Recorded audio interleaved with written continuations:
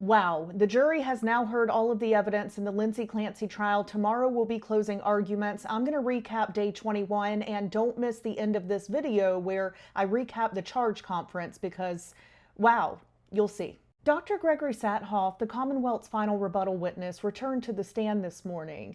He told the jury that he does believe that Lindsay had a mental disease or defect on January 24th, 2023.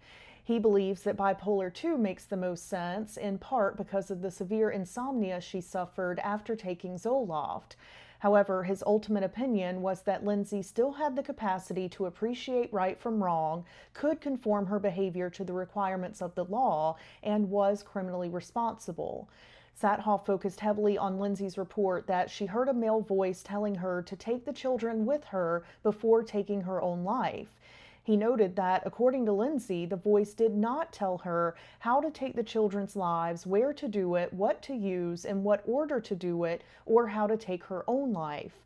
Saathoff said that indicated to him that Lindsay was still making decisions and had control of the sequence of her actions. He also pointed to what he viewed as evidence of planning and control. The searches for CVS and 3V, Patrick being away from the home, Lindsay returning Patrick's call while he was at CVS, and her ability to function normally throughout the earlier part of the day. Saathoff described her as methodical, controlled, and organized, and ultimately testified that, in his opinion, again, she was criminally responsible. Saathoff also testified that he believed Lindsay's attempt to take her own life was, quote, very, very serious. He said the fact that her cuts were not deep did not mean that she did not intend to die. Then attorney Reddington cross-examined Saathoff. Reddington challenged Saathoff's specific experience with postpartum psychosis, and Saathoff acknowledged that the women he specifically treated for postpartum psychosis were decades ago in the late 1980s and the 1990s.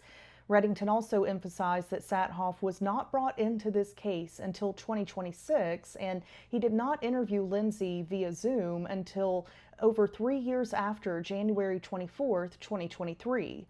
Reddington also returned to Lindsay's severe insomnia.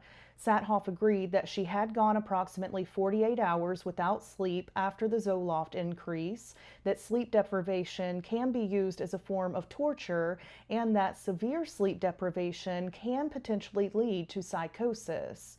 The defense highlighted Lindsay's repeated efforts to seek help. That included appointments, Women and Infants Hospital, and Aspire. Saathoff agreed at one point that being unable to obtain the help that a person dealing with self-harm thoughts needs can have a very serious effect. Reddington also challenged the suggestion that Lindsay may have been malingering or giving unreliable accounts. He pointed to prior psychological testing and Dr. Philip Resnick's evaluation, which did not find evidence that Lindsay was malingering. Saathoff acknowledged that genuine auditory hallucinations can be experienced internally or externally, and agreed that someone experiencing psychosis can misremember something. Another issue was the physical evidence that Saathoff relied on. Saathoff acknowledged that he personally could not understand Lindsay saying words on the 911 call that Patrick Clancy made. He also acknowledged that his information about powder or crushed medication in the tumbler came from Patrick. He also acknowledged that he was not aware of the substance ever being tested, and he was not aware of a pill crusher ever being recovered from the home. Reddington ended his cross-examination by reading Saathoff portions of the Commonwealth's own opening statement. That included the prosecution's contention that Lindsay manipulated providers, sought quick fixes, and ultimately made a deliberate and selfish choice to stop trying and take the children with her. When Reddington asked whether the evidence supported that characterization, Saathoff responded, "I think that statement that you read really minimizes what she was going through." On redirect, the Commonwealth pushed back on several of the defense's points. Saathoff defended Dr. Jennifer Tuff's prescribing and treatment decisions as reasonable. He said records showed Aspire did provide Lindsay with recommendations for additional treatment programs, and testified that he would not expect hormonal changes specifically related to Lindsay stopping breastfeeding in October to still be affecting her in January. After a brief final exchange about the unsuccessful attempts to interview Lindsay's parents and sister, Saathoff was excused, and that was the end of evidence and testimony in this case. After the jury was excused for the day, Attorney Reddington renewed his motion for a required finding of not guilty, which was denied. The attorneys then moved into a charge conference to work out the legal instructions that the jury will receive before they begin their deliberations. One dispute involved whether the jury should have involuntary manslaughter as a lesser option based on the defense theory of involuntary intoxication from prescribed medications. The Commonwealth opposes that instruction. Reddington also asked that any reference to voluntary intoxication be removed because this case does not involve someone voluntarily becoming intoxicated with alcohol or recreational drugs. Judge Sullivan said that he would strongly consider removing that language. The parties also proposed changes to the wording of the criminal responsibility instructions concerning mental disease or defect and wrongfulness. Now, here's the part that I really want to get to with you. Reddington requested what is known as a Bowden instruction, which deals with alleged shortcomings in police investigations. His argument tied back to something that he has fought over since way before this trial. Reddington originally tried to have this case bifurcated so that the question of whether Lindsay committed the acts would be separated from the question of whether she was criminally responsible. After Judge Sullivan denied that request, the defense even offered to formally stipulate to Lindsay's involvement in the underlying conduct if the trial could be narrowed to criminal responsibility. That was not how the case proceeded, though. Reddington's point today was that because the case was not bifurcated, he was required to defend Lindsay on all of the issues the Commonwealth had to prove. That included challenging the police investigation.